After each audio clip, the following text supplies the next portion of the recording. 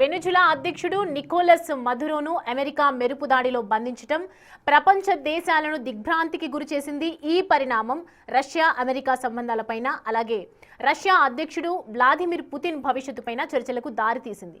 అయితే దీనిపై ఉక్రెయిన్ అధ్యక్షుడు జెలెన్స్కీ వ్యాఖ్యలు ఇప్పుడు చర్చనీయాంశంగా మారాయి. ఒక నిరంకుశ పాలకుడి పట్ల ఇలాగే వ్యవహరించాల్సి వస్తే అమెరికా తదుపరి చర్య ఏంటో స్పష్టంగా తెలుస్తోంది అంటూ పుతిన్ను ఉద్దేశించి పరోక్షంగా వ్యాఖ్యానించారు.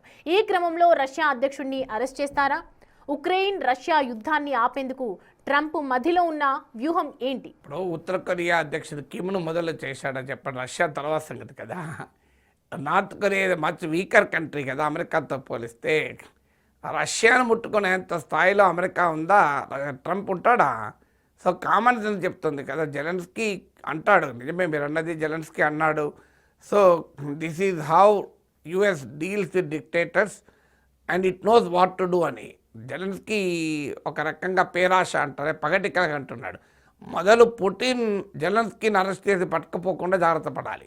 ఇప్పుడు మీకు ఒక్కసారి ట్రంప్ నికోలస్ మదురోను కిడ్నాప్ చేశాక ఇప్పుడు చర్చ అంతా ఏంటంటే తైవాన్ చైనా కలుపుకుంటే ఏం చేయగలుగుతుంది అని ట్రంప్ను అడిగారు ఈ ప్రశ్న. ట్రంప్ ఓపెన్గా చెప్పాడు కదా, అది జింపింగ్ ఇష్టం అన్నాడు. తైవాన్ తమ దేశంలో భాగమని చైనా భావిస్తుంది, అందువల్ల జింపింగ్ ఏం ఇష్టం అని చెప్పేశాడు ఓపెన్గా. మేము తైవాన్కి అండగా ఉంటామని ఎక్కడ అనలే. ఇక పుటిన్ విషయంలో ట్రంప్ని ఇదే ప్రశ్న అడిగారు, ఏంటి మరి పుటిన్ను అరెస్ట్ చేస్తారంటే that necessity does not arise అన్నాడు. ఆ అవసరం రాదు, పుటిన్ నాకు మంచి ఫ్రెండు, గ్రేట్ ఫ్రెండు, అసలు ఆ అవసరమే రాదు అన్నాడు. అవసరం రావడం కాదు, అంత సులభం కూడా కాదు.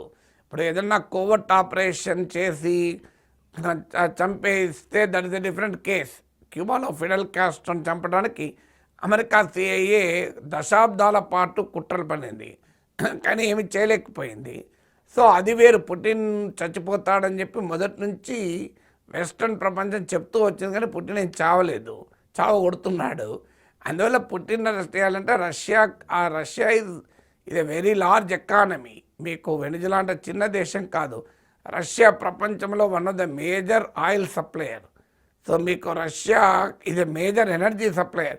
ఉక్రెయిన్ వార్ రాకముందైతే యూరోప్ ఎనర్జీ అవసరాల్లో 40% రష్యానే తీర్చేది.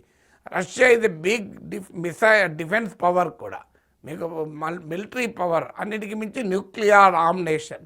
మీకు ప్రపంచంలో అమెరికా తర్వాత అత్యధిక అణ్వాయుధాలు రష్యా వద్ద ఉన్నాయి. రష్యాకు చైనాకు బలమైన మైత్రి ఉంది. మీకు వెనిజులాపై దాడి చేస్తే చైనా రియాక్షన్కు రష్యాపై దాడి చేస్తే చైనా రియాక్షన్ వేరే ఉంటుంది. ఒక్కసారి రష్యా పైన దాడి చేస్తే జింపింగ్ చైనా అంగీకరిస్తుందా? ఎందుకంటే నెక్స్ట్ టార్గెట్ చైనానే అవుతుంది కదా. తమ పొలిమేర తమ దాకా వచ్చేదాకా ఆగుతారా? అందువల్ల అది ప్రాక్టికల్గా జరిగే పని కాదు. నేను అందుకే ఉదాహరణ చెప్పాను. నార్త్ కొరియా ప్రెసిడెంట్ కిమ్తో ట్రంప్పై కరచాలనం చేశాడు సింగపూర్లో. ఎందుకు మరి చేశాడు కరచాలనం?